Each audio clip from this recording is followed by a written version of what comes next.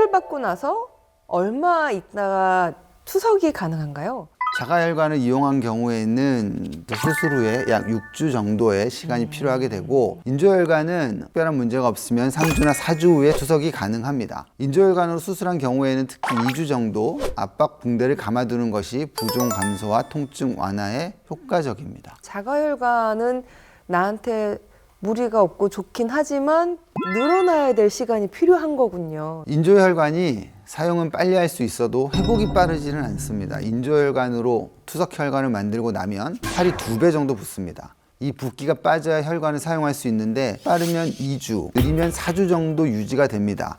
얼마나 사용할 수 있는 거죠? 보통 자가혈관은 우리가 5년에서 7년 정도, 인조혈관은 3년에서 5년 정도 사용할 수 있다고 보고 있습니다. 다시 재수술을 해야 되는 건가요? 투석혈관은 시간이 지나면 결국 좁아지거나 망가질 수밖에 없습니다. 여기서 제일 중요한 사실은 처음 수술을 할 때가 가장 중요하다는 겁니다.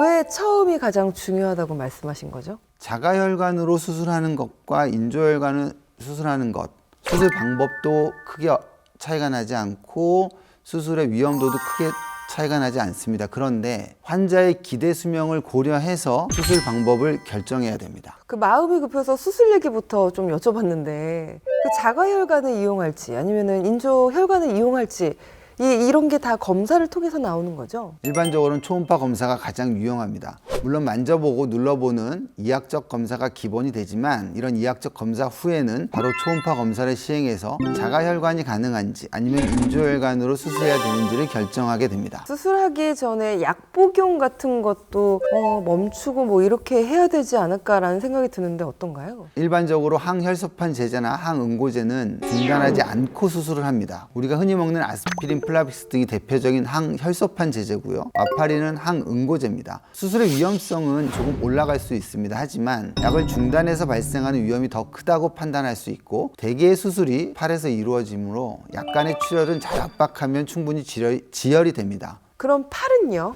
준비하거나 노력해야 되는 게 있을까요? 자가혈관으로 수술받기 위해서는 당연히 건강한 혈관 상태를 유지하는 게 필요합니다. 무리하지 않는 선에서 한 500cc 정도 생수병을 활용해서 아령 운동 같이 해주시면 혈관 건강에 도움이 됩니다.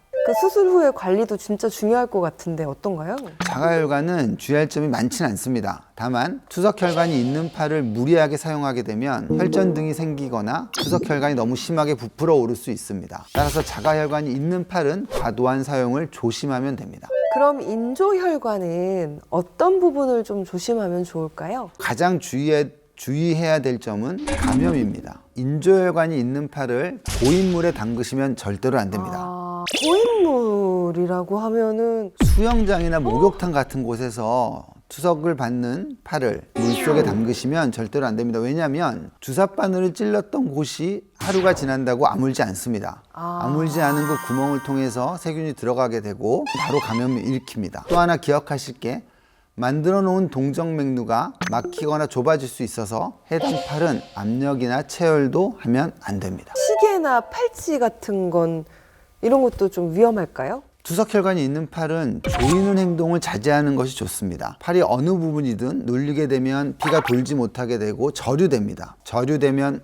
혈전이 생깁니다. 그 안에서 피가 굳게 되는 거죠. 그러면 그 혈전 때문에 투석혈관이 막히게 되고 투석이 되질 않습니다. 혹시 해야 할 것도 있을 것 같은데 어떤 걸 해야 하나요? 수술한 동정맥류에 피가 잘 흐르는지 아침 저녁으로 체크하는 것이 중요합니다. 어떻게 해야 하나요? 손을 올려서 쓱쓱한 정도로만 투석혈관에서 느낌이 느껴져야 된다고. 쿵쿵쿵 뛴다든지 통증이 발생한다거나 빨개지면 바로 병원에 가셔서 혈관 상태를 확인하는 것이 좋습니다. 도움이 되는 운동 좀 알려주세요. 고무공 같은 것이 있으면 그것을 손에 쥐고 손을 쥐었다 폈다 하는 게 가장 좋습니다. 약 10분씩 3번 정도 하루에 하시는 것이 좋습니다.